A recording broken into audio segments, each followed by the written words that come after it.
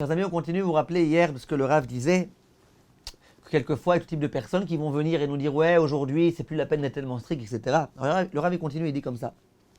Vacher les divrem shomrim shleich ani lidog le tachlit parnasa lirche gdal. Il dit quand ces gens donc ils viennent voir le Bachur Yeshiva, ils dire qu'est-ce que tu fais toi, tu étudies la Torah et comment tu vas avoir ta parnasa quand tu vas grandir?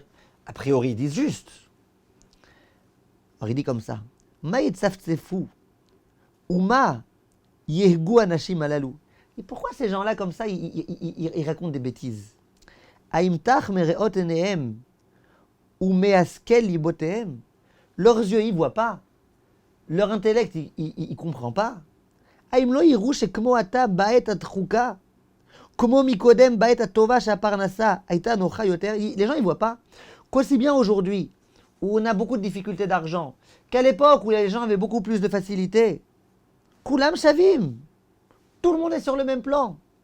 Arbemi Baale Amelacha Revim. Il y a des gens qui travaillent à la sueur de leur front et qui finissent pas leur mois et qui ont faim. Velefer. Arbemi Baale Ateire Ashirim. Il y a des gens qui accomplissent la Torah et qui étudient la Torah et qui ont un moment chaque jour fixe d'étude de la Torah, qui sont très riches. Ugvar Amru Chachamenu Zichronam Livracha Chachamim nous ont déjà enseigné. En Ashirut Mina Umanut. Ven Aniut Mina Umanut.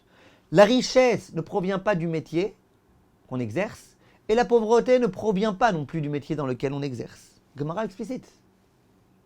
Et Asher yarpot Hashem yaani.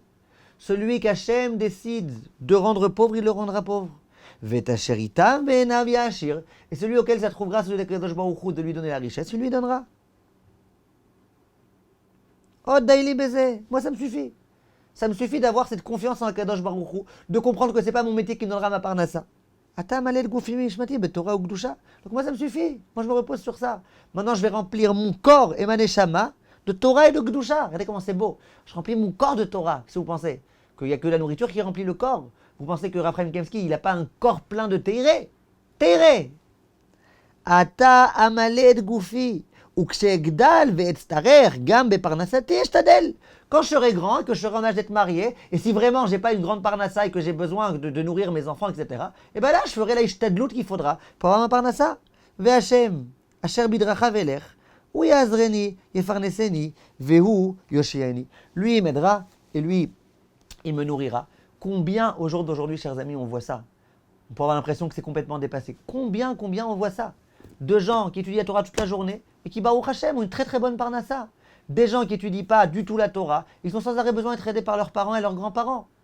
On va pas maintenant ouvrir un débat sur ça, mais combien c'est vrai. Et combien de gens qui n'ont pas passé le bac et qui n'ont rien du tout, et qui à un moment donné ont besoin de parnassa, ils font des petites formations parfois qui durent 3 mois, 4 mois, parfois moins, et puis voilà. J'en connais un qui a fait ce genre de formation à distance, il est devenu avocat. Il y en a qui font ce genre de choses et qui deviennent des programmateurs d'Internet. Et tout type de choses.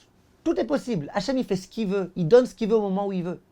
Donc si toute la ta'ana que tu as quand tu viens voir un Bachur Yeshiva, c'est de dire comment tu peux passer des heures et des heures à étudier, comment tu feras pour ta parnassa, comme si toutes les heures qu'on fait pour apprendre le bac avec l'histoire géo et le machin et la philosophie et le truc, etc. machin, c'est ça qui va me donner une parnassa. Alors qu'aujourd'hui, on voit des gens qui font 3 mois de formation et qui apprennent une parnassa bien meilleure. Faut pas arrêter, faut pas dire des bêtises. Combien c'est dommage, toute cette histoire géo et ce machin, alors que j'aurais pu rentrer dans ma tête la Torah Akdosha. Dommage. On continue demain, Bezrat Hashem. Merci de votre attention.